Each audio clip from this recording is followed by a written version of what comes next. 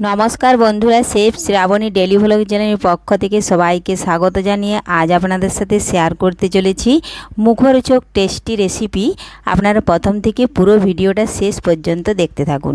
ভিডিওটি ভালো লাগলে একটা লাইক দিয়ে পাশে থাকুন ও বন্ধুদের সাথে শেয়ার করে দিন। চলুন তাহলে শুরু করি। তো সবার প্রথমে দেখুন, একটা আমি ছোট্ট বাটি নিয়েছি আর এখানে কয়েকটা পেঁয়াজ নিয়েছি। এই পেঁয়াজটা এখন দেখুন, এই যে বটি নিয়েছি, বটি দিয়ে আমি কুচিয়ে নেব।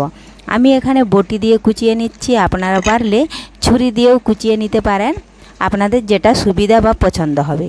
তো দেখুন বন্ধুরা, আমি প্রথম থেকে কোচানোটা আমি দেখাতে পারলাম না, কারণ ভিডিওটা অনেকটাই বড় হয়ে যাবে।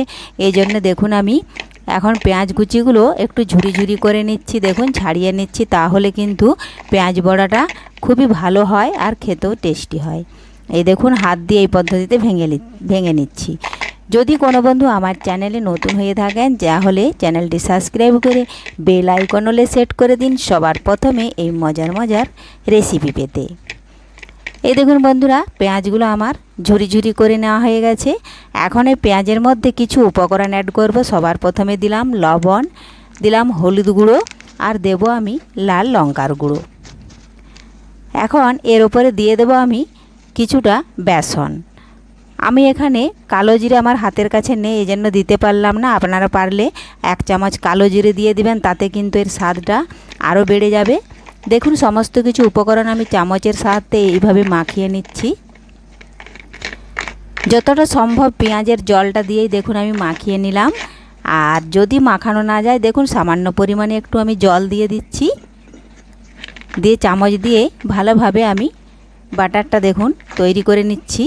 খুব পাতলাও করব না, আবার খুব বেশি শক্ত হবে না। দেখুন এইভাবে করে নিয়েছি, চামচ দিয়ে তুলে দেখাচ্ছি।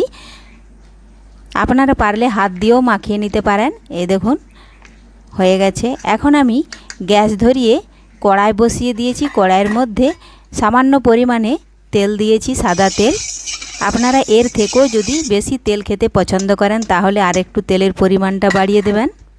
তেলটা ভালোভাবে আমি গরম করে নিচ্ছি। তো গরম হয়ে গেছে, দেখুন আমি ছোট্ট ছোট্ট বড়ার আকারে দিয়ে দিলাম এই পদ্ধতিতে। আর এখন তো বন্ধুরা বর্ষাকালে যখন মাঝে মধ্যে বৃষ্টি হবে, তখন কিন্তু এটা এইভাবে যদি পেঁয়াজ বড়া বানানো হয়, তাহলে চায়ের সাথে কিংবা শুধু মুখেও খেতে কিন্তু খুবই টেস্ট হয়।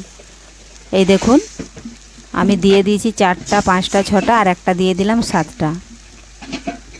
এখন পেঁয়াজ বড়াগুলো যেগুলো আগে দিয়েছি সেগুলো কিন্তু আমি আগে উল্টে নেব।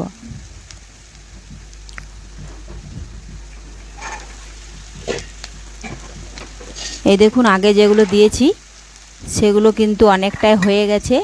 আর যেদিকে হয় না সেদিকে কড়াটা কিন্তু একটু নিচু করে দেখুন তেলটা ঘুরিয়ে দিলাম। এই দেখুন এক পাশে লাল হয়ে গেছে, আর এক পাশ আমি উল্টে নিচ্ছি।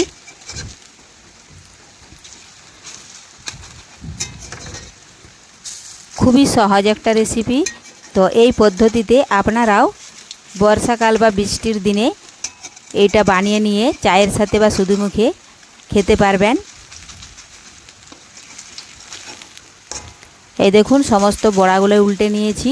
তো এক পাশ লাল লাল ভাজা হয়ে গেছে, আর এক পাশ লাল লাল ভাজা পর্যন্ত আমি বেশ কিছুক্ষণ একটু অপেক্ষা করে নিচ্ছি।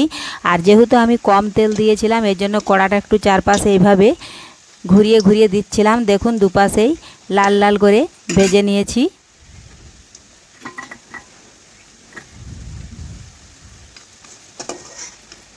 এখন যেগুলো আগে দিয়েছিলাম সেগুলো কিন্তু ভাজা হয়ে গেছে, আর কিন্তু বেশি ভাজবো না। এজন্য দেখুন আমি এক একটা করে তুলে নিচ্ছি।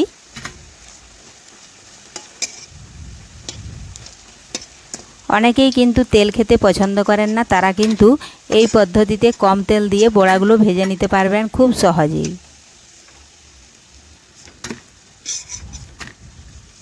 আমরা তো চপ, পকোড়ি, পেঁয়াজি কিংবা বেগুনি অনেক রকম খেয়েছি। আর এইভাবে একবার পেঁয়াজ বড়া খেয়ে দেখুন, খেতে হবে দারুণ টেস্ট, আর বানানোও কিন্তু খুবই সহজ।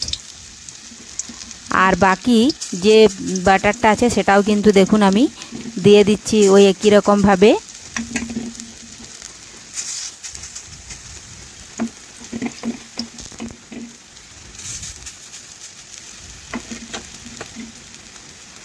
এই দেখুন বন্ধুরা, সমস্তগুলাই দিয়ে দিয়েছি। আর দেখুন ভাজা হয়ে গেছে। তো আজকের এই রেসিপিটি ভালো লাগলে লাইক, শেয়ার, কমেন্ট করতে অবশ্যই ভুলবেন না বন্ধুরা। সমস্ত পেঁয়াজ বড়াগুলোই আমি ভেজে তুলে নিয়েছি। দেখুন কতটাই সফট হয়েছে, যার দাঁত নেই কিন্তু সেও খেতে পারবে, এতটাই নরম ও সফট হয়েছে আর টেস্টিও হয়েছে। তো ধন্যবাদ, আজকের মতো এখানেই শেষ করছি। ফিরে আসবো আবার নতুন কোনো রেসিপি নিয়ে।